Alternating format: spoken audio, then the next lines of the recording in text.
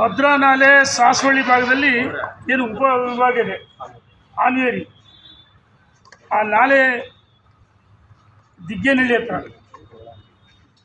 Accurate ಹೊಡೆದೋಗಿ 90 ದಿವಸ ಆಯಿತು.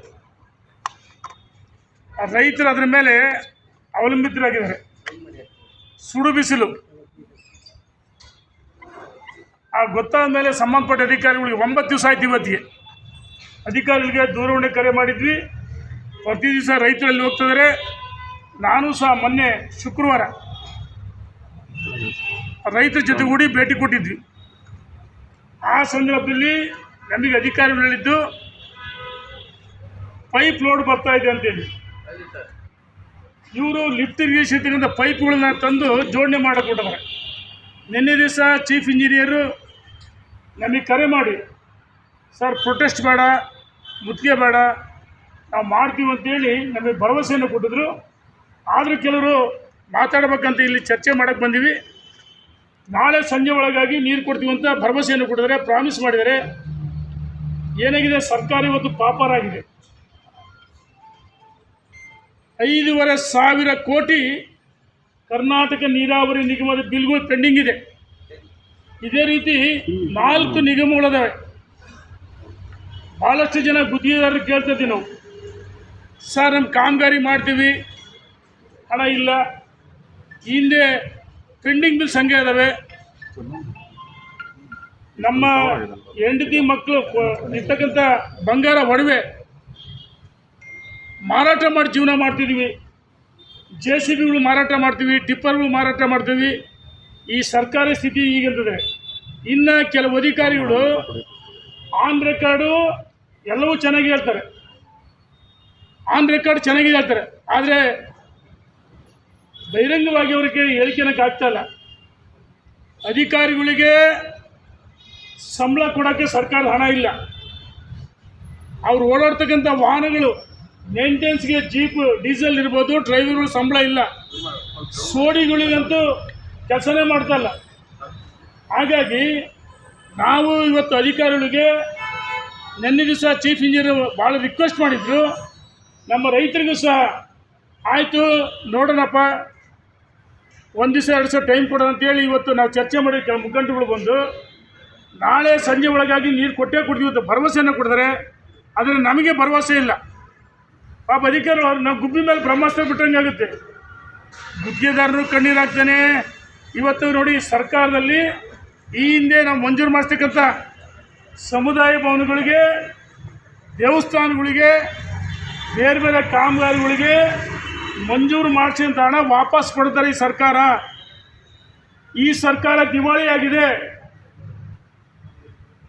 ಏನು ಭರವಸೆಗಳಿಗೆ ಸುಳ್ಳು ಭರವಸೆಗಳು ಕೊಟ್ಟು ಅಧಿಕಾರಕ್ಕೆ ಬಂದರು. ಇದು ಒಂದು ರೀತಿ ದಿವಾಳಿ ಸರ್ಕಾರ. ಹಣ ಇಲ್ಲ, ಗುತ್ತಿಗೆದಾರ ಕಣ್ಣೀರು ಹಾಕ್ತಾರೆ, ರೈತರು ಗದ್ದೆಗಳು ಒಣಗ್ತಾ ಇದ್ದಾವೆ, ನಾಲೆಗಳು ದುರಸ್ತಿಯಾಗಿಲ್ಲ, ಜಂಗಲ್ ಬೆಳೆದೋಗಿದೆ. ಇವತ್ತು ನಾವೆಲ್ಲ ಚರ್ಚೆ ಮಾಡಿದ್ವಿ. ನಾಳೆ ಸಂಜೆ ಒಳಗೆ ನೀರು ಕೊಡದೇ ಇದ್ದರೆ ನಾವು ಬಂದ್ ಮಾಡ್ತೀವಿ, ಹೊನ್ನಾಳಿ ಬಂದ್ ಮಾಡ್ತೀವಿ.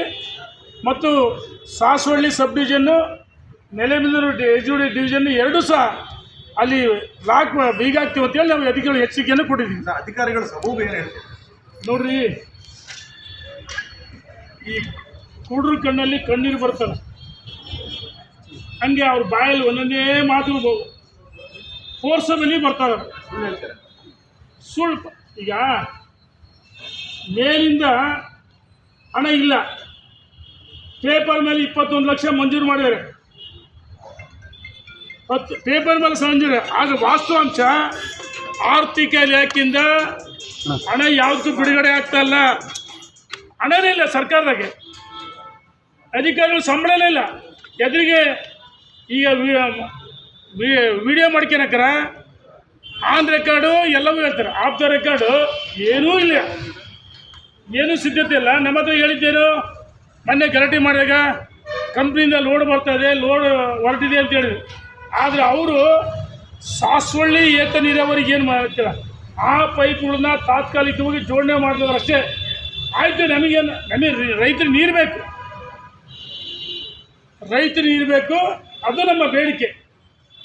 ಇವತ್ತು ಇವ್ರು ಹೇಳ್ತಕ್ಕಂಥ ನೋಡಿದರೆ ನಾಳೆ ನೀರು ಕೊಡೋದು ಕಷ್ಟ ಐತಿ. ಅಲ್ಲಿ 300 ಕ್ಯೂಸೆಕ್ಸ್ ನೀರು ಬೇಕು. 225,000 ಎಕರೆ ಬೆಳೆ ಒಳಗ್ತಾರೆ.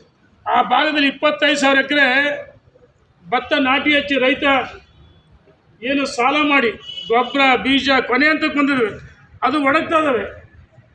ಹಾಗಾಗಿ ನಾವು ಒತ್ತಾಯ ಮಾಡ್ತೀವಿ ಮತ್ತು ಸನ್ಮಾನ್ಯ ಡಿ.ಕೆ. ಶಿವಕುಮಾರ್ರಿಗೂ ಸಹ ಉಪಮುಖ್ಯಮಂತ್ರಿಗಳಿಗೆ ಇಲ್ಲಿಯ ಪರಿಸ್ಥಿತಿ ಅವರಿಗೂ ನಾವು ಮೆಸೇಜ್ ಹಾಕಿದ್ವಿ. ನಾವು ತಕ್ಷಣ ನಮ್ಮ ರೈತ ನೀರು ಬೇಕು, ಕೊಡದೇ ಇದ್ದರೆ ಯಾವ ಅಂಥದ್ದು ಹೋರಾಟಕ್ಕೂ ನಾವು ಸಿದ್ಧವಾಗಿದ್ದೀವಿ ಅಂತೇಳಿ ಸರ್ಕಾರಕ್ಕೆ ಎಚ್ಚರಿಕೆಯನ್ನು ಕೊಡ್ತಾರೆ. ಅಲ್ಲ ಸರ್, ಕ್ಯಾಲೆಂಡರ್ ಆಫ್ ಇವೆಂಟ್ ಪ್ರಕಾರ ಅವ್ರಿಗೆ ಶೆಡ್ಯೂಲ್ ಇತ್ತಲ್ಲ, ಆ ಟೈಮಲ್ಲಿ ಏನು ಸಮಸ್ಯೆ ಅಂತ ಗೊತ್ತಾಗ್ತಿರ್ಲಿಲ್ವಾ? ನೋಡ್ರಿ, ಅವರು ಈಗ ಭದ್ರಾದಲ್ಲಿ ನೀರು ಸೋರಿಕೆ ಆಗ್ತದೆ, ಕೆಳಗಡೆ ಲೀಕೇಜ್ ಆಗ್ತದೆ, ಆಯ್ತಾ?